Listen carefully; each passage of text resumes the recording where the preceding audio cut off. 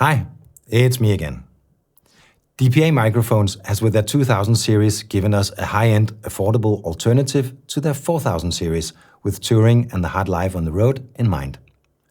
And the 2012 cardioid and the 2015 a wide cardioid has already found its place among our peers in the sound industry. When they launched these microphones, I thought maybe, just maybe, they will also make a shotgun mic. And voila, they did. So, let's explore.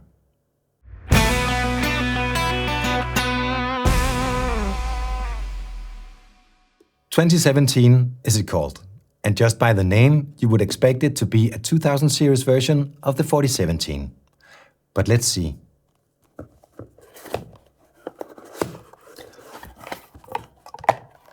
It comes in a nice box with a microphone holder, a foam, and the well-known pouch.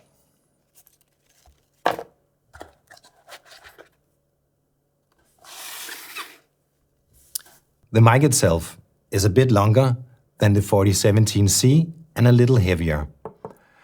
But it's also the same robust construction as the other mics in the series. The interference tube is also built the same way, which for me would suggest that it too can handle the hard life on the road.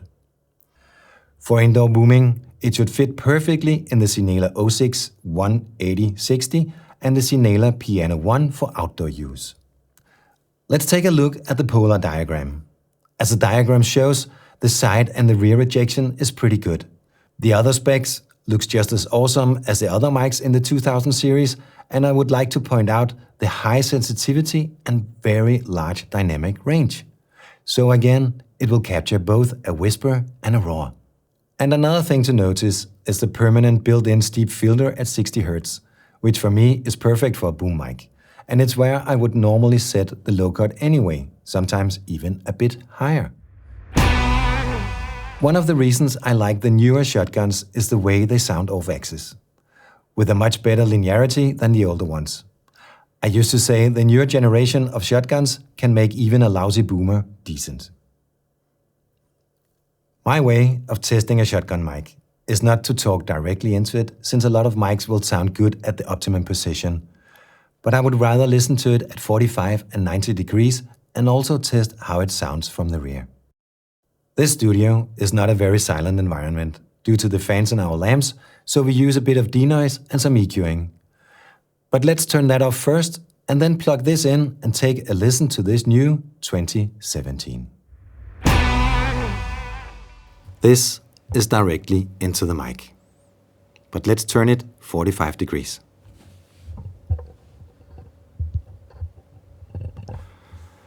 And as you can hear, it still sounds awesome, but with a bit less high-end and of course a bit lower. So, with some EQing, you should be able to use the off-axis dialogue. Let's turn it 90 degrees. The 90 degrees should be even lower and most important, without a lot of artifacts. So, let's do an artifact test. So now we have some noise at about 90 degrees, and I will talk directly into the mic. As you can hear, the off-axis sound is way lower, but still in a quality you can understand. It doesn't sound unnatural in any way, and for me, it's the most important thing about off-axis. So let's do a 180-degree test. And here we are at 180 degrees. And let's make some noise in front of the mic and continue to talk. And as you can hear, the rear rejection is very good.